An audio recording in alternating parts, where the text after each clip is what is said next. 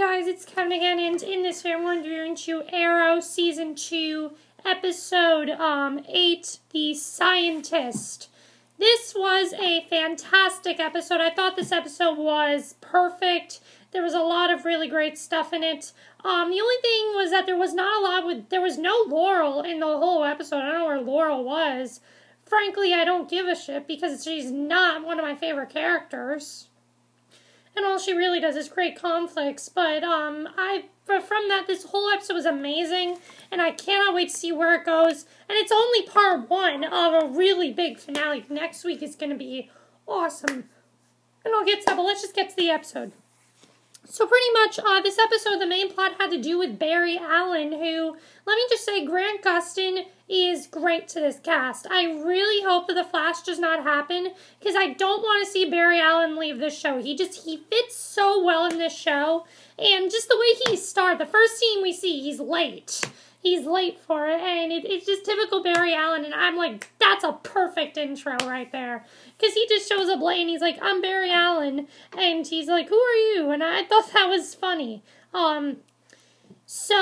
There was this very suspicious break-in at, this Queen Consolidated, and it drew Barry's attention from all the way over in Central City. A massive Hulk-like villain busted open a giant unbreakable door and broke a guard's neck with one hand to steal an industrial centrifuge, and the hotshot CSI agent was immediately flown in to help with forensics, since he was working on a similar case.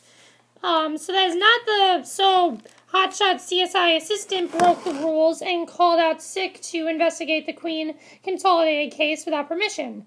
But you have to forgive him, and not only because you see all this chemistry of Felicity, but he showed up and immediately sized up the entire hood operation. Which just makes Detective Lanson even more hilarious. So, Felicity says why green, black would be better for stealth and urban camouflage. And, so that pretty much sums it up, I think. But Barry didn't put 2 and 2 together right away. He took a roofie and mortally wounded Oliver to make that happen.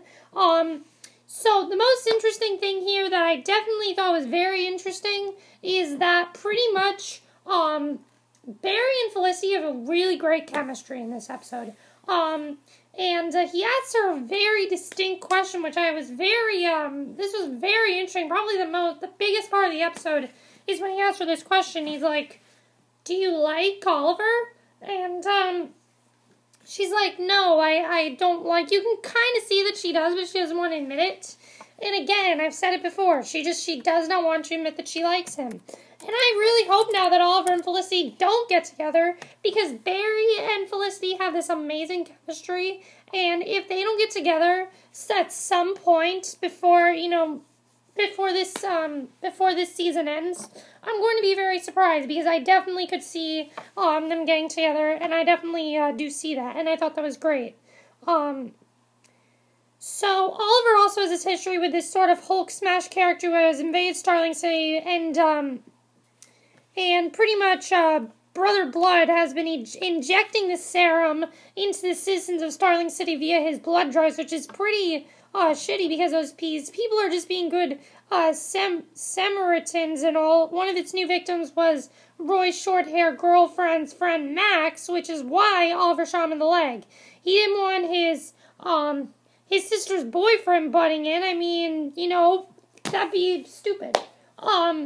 So another person Oliver didn't want butting in was Barry. Oliver and Barry do not get along at all. And I do like this because it really creates all this tension here between Oliver and Felicity. And, he easily sussed out because he's a billionaire and has unlimited reasons. But he confronted Barry for lying, and Barry's reasoning, his mother was killed when he was 11 by a similarly beefy man, which is pretty legit. And he basically says, my dad was serving a life sentence. They didn't believe me. One night, something just came into my house like a tornado, a blur. Somewhere inside that blur, I saw a person. My dad went to fight it. I went to get him. When suddenly I was 20 blocks away from our house. Nobody believed me. They thought I was trying to cover for my father. But what I saw that night was real as the man that ripped down my metal door with his bare hands. That's why I look into cases like this. The ones nobody believes are possible. Maybe if I could just make sense of one, I might be able to find out who really killed my mother and free my dad. So basically, Oliver needs to shut up about this because clearly Barry does have a reason for being there, and Oliver needs to stop being so suspicious. That was the only thing about this episode. Oliver was kind of annoying in this episode. Yeah, so Oliver isn't one to let things go, so Barry, he heads back to Central City, but until Oliver tracked him down, and he was injected with yet another mysterious serum, and Felicity and Dig came to his aid, but it was already too late. Oliver was on the brink of death, and with the options being dial 911 and blow up the entire operation, Barry quickly became the newest person to learn Oliver's secret. So now he knows about the whole, the secret layer, because maybe he knows about science and everything.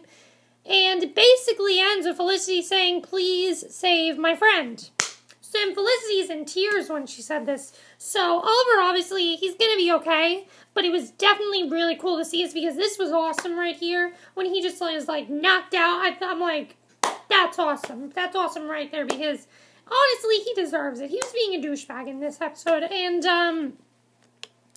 definitely he was being a douchebag, but I definitely cannot wait to see what's going to happen here. And I think he just has some really great chemistry with Felicity. And honestly, I think Oliver and Felicity should just be friends. I've said this before. Now is not the time to get them together. But if you want to get Barry and Felicity together, perfect. That I'm all for. But getting Oliver and Felicity together right now is not a good idea. But then let's get to the other big thing that was going on with Moira. This was pretty big with Moira. There's something really big we learned about her. So she is now returned to Queen Consolidated, and pretty much nobody showed up, much to Isabel Rochef's delight. But it did provide the perfect excuse for Felicity to ask Barry out on a date because nobody shows up to this party. And that was probably one of the cutest scenes of the episode was Felicity and Barry on that date. And as I said, she said, "I do not like Oliver." And Barry was disappointed and because he thought the two of them were dating. And Felicity, who stuttered, who suddenly had acquired some game, used this awkward moment as an opportunity to ask Barry to the big dance. And so that's when he finds out. That's basically when he finds out about the dance and everything. But in the meantime, we have Moira. Now, Moira is now being welcomed back to the headquarters and everything. She's now back on the team, and this is pretty great that this is happening. So this was pretty great because pretty much what we learned is that Malcom Merlin comes back, and he's a major thorn in Moira's side throughout most of the night. He wants to take Theo away, and he, as a collateral for saving her from lifetime in prison. But she does not let him do this. She gives him a huge secret, the shocker of a lifetime here, and she reveals that she knows Ra Eh Gul, which is huge, because I thought Ra Eh Gul was going to be the big villain. But no, she's just, it's pretty awesome that she knows Ra Eh Gul. That's pretty interesting, and it's pretty big, too. Now, the League of Assassins, however, twisted their arms, believed very deeply in a code of honor, and Moira said when Malcom came to collect Thea, your undertaking betrayed that code, and Raz so very much wants to kill you himself. So, what I'm thinking is that we're going to see Ra Eh Gul next week, and he's just going to beat the shit out of Malcom. Malcom is probably going to die soon. I think he's from that. We pretty much know that Malcolm's in danger now, and that he needs to stop doing this to Moira because Moira's just going to snap, and she's going to get Ra Eh Gul to kill him, which is going to be pretty awesome, I think. I think it's going to be really awesome, and it looks like next week it's just going to be very intense and really awesome. Hopefully it's better than part 2 of the Blacklist finale, because that really was not satisfying. I think this is going to be very satisfying. This was by far the best episode of the season. I love the chemistry between Barry and Felicity. Now, I know you guys saw this episode. Now that Moira knows Ra Eh Gul, what is going to happen here? Do you think she's going to get Ra Eh Gul to kill Malcom? That's what I pretty much think is going to happen, is that either Ra Eh Gul is going to do it himself, or she's going to get him to kill...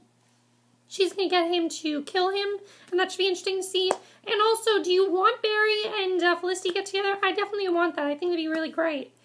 And also, what about What about Oliver? I mean, he's going to be okay, but how do you think they're going to be able to get him out of this? I'm not really sure. And do you want Barry to stick around? I do not want the Flash to happen. I want Barry to stick around on the show. I hope next week's episode is not his last episode. I hope he's on for the rest of the season, and then the Flash happens next year, which I believe is happening. So if that happens, perfect, because I really love for him to stick on the show, stick around on the show, because he's fantastic. I don't want him to go, honestly, I do not want Grant Gustin to go back to Glee. No, stay on Arrow, because he's fantastic. That's it for my review. I hope you enjoyed it, and I'll see you guys in the next video.